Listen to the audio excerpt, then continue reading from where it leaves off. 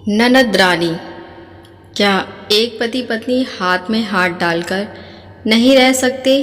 भाभी, तुम तो भैया का हाथ पकड़कर उनके पास ही बैठी रहती हो।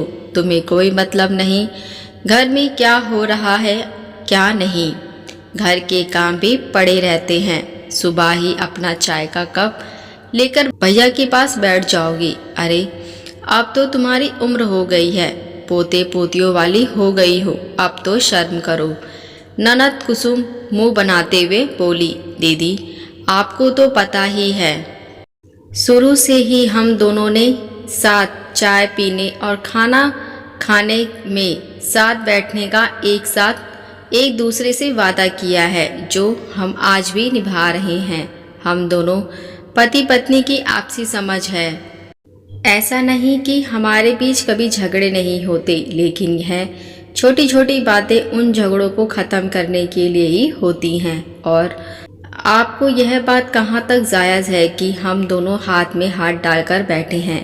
क्या एक पति पत्नी हाथ में हाथ डालकर नहीं बैठ सकते? आप मुझे कह रही हैं? बच्चों के सामने इस तरह की बातें करने से पहले जरा सोचिए कि आप क्या बोल रही हैं।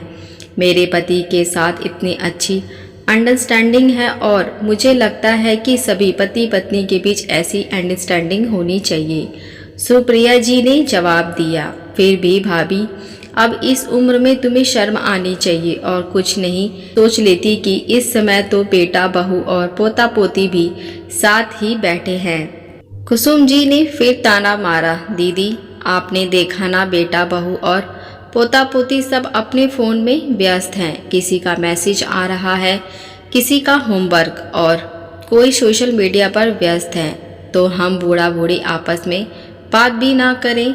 दीदी सारी ज़िंदगी हमने एक साथ काटी है, सारी जिम्मेदारियां निभाई हैं, इन बच्चों को पाल पोस कर इनको लायक बनाया, एक दूसरे का हर परेशानी में साथ निभाया। आज के इस ज़माने में मोबाइल के आगे बच्चों के अंदर भावनाएं और लगाव ख़त्म हो गया है।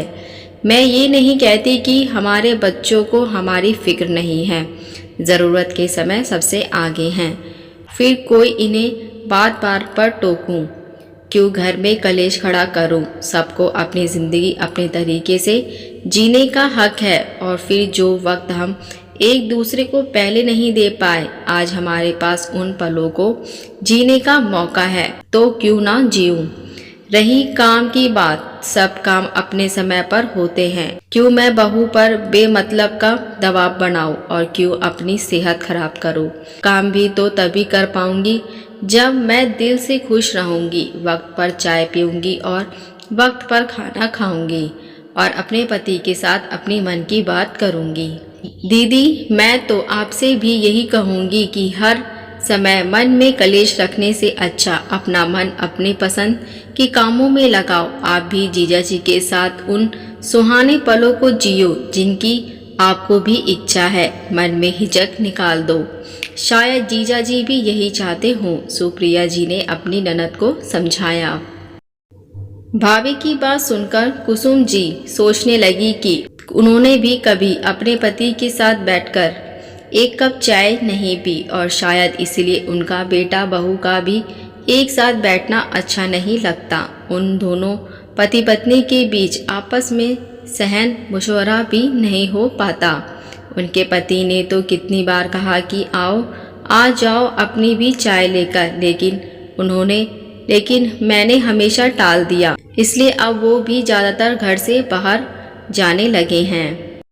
भाभी शायद आप ठीक कह रही हैं, इस बार वापस जाकर मैं भी कुछ कोशिश अपनी तरफ से ज़रूर करूँगी, शायद हम दोनों के बीच जो दरार आ रही है वो भर जाए।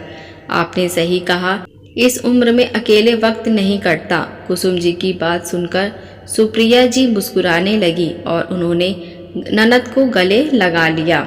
आशा करती हूँ ये ननद भाभी की कहानी आपको पसंद आई हो और मेरे चैनल को सब्सक्राइब ज़रूर करें। आशा करती हूँ ये वीडियो आपको पसंद आया होगा। अगर आप हमारे चैनल पर नए हैं तो मेरे चैनल को सब्सक्राइब, लाइक, शेयर ज़रूर करें। अब मिलते हैं नई कहानी के साथ। देखने और सुनने के लिए धन्यवाद।